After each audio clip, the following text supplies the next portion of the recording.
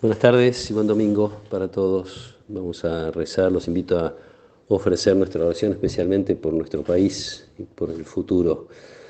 Vamos a leer un pasaje que está en el capítulo 22 del Evangelio según San Mateo.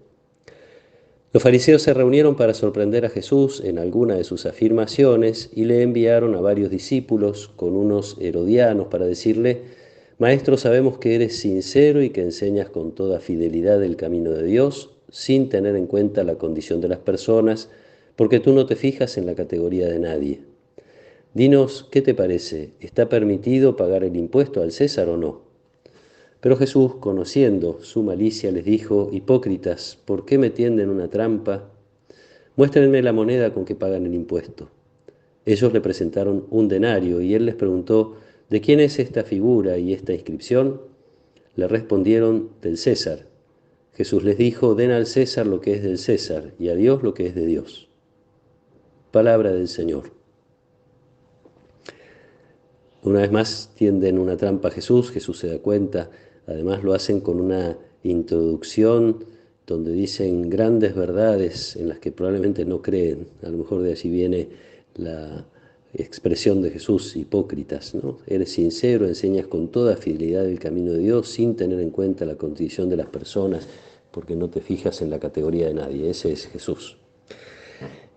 La cuestión del impuesto es una cuestión no solo social, lo cual no es poca cosa, porque Jesús conoce a los pobres que tienen que hacer grandes esfuerzos para cumplir con esa obligación de pagar un impuesto, para colmo a un imperio opresor y a un imperio que atenta contra su cultura, sus tradiciones y su religión, con una moneda que Jesús sin duda conoce, aunque probablemente no tuviera ninguna, pero les pide que se la muestren, una moneda que tiene la imagen del César y tiene una inscripción que dice que es el hijo del divino Augusto, con esa costumbre que tenían de hacerse tratar como dioses, hasta había que rendirles culto al César, a los emperadores, etc.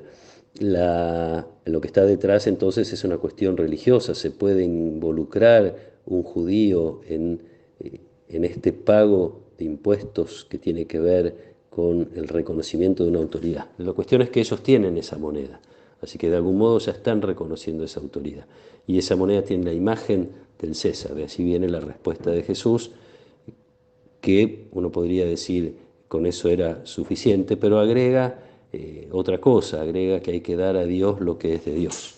Una expresión muy conocida de Jesús y muchas veces mal interpretada. Algunos creen que se trata de dejar un ámbito para la religión y las cosas de Dios y otro ámbito distinto, separado, para las cosas de la sociedad o de las autoridades políticas.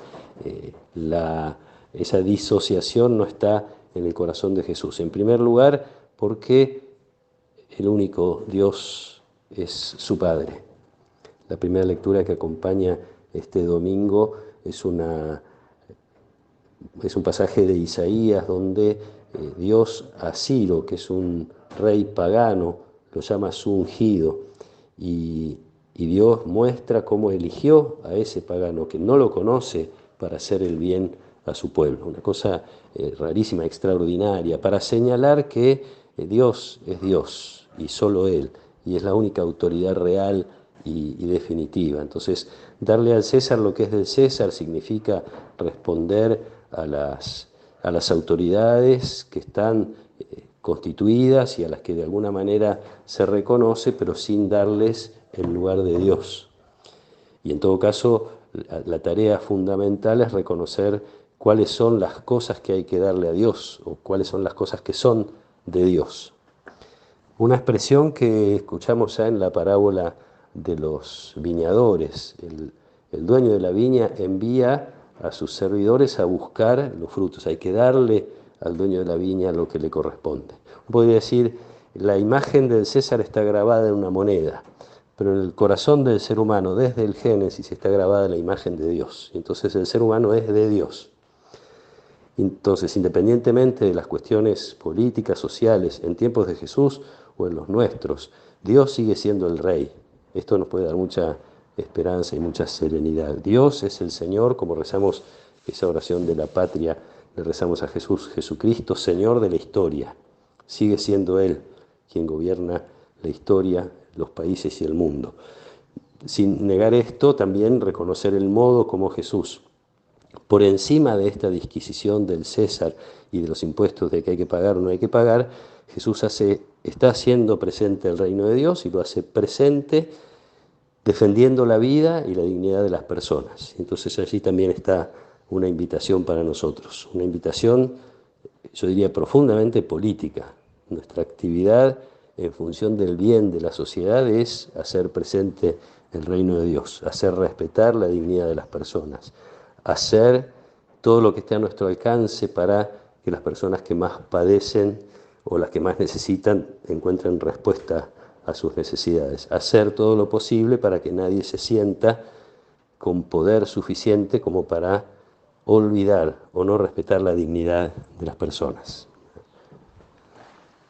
Y específicamente me parece también una actividad necesaria en quienes tenemos fe, algo que tenemos que darle a nuestra sociedad es nuestra oración, la oración de clamor, la oración de quien reconoce la debilidad, los temores, las dificultades, la inestabilidad.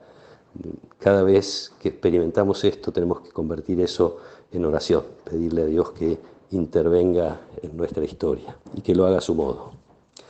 Pidámosle a Dios esta serenidad, esta paz de saber que sigue siendo Él el único Dios, el único Señor.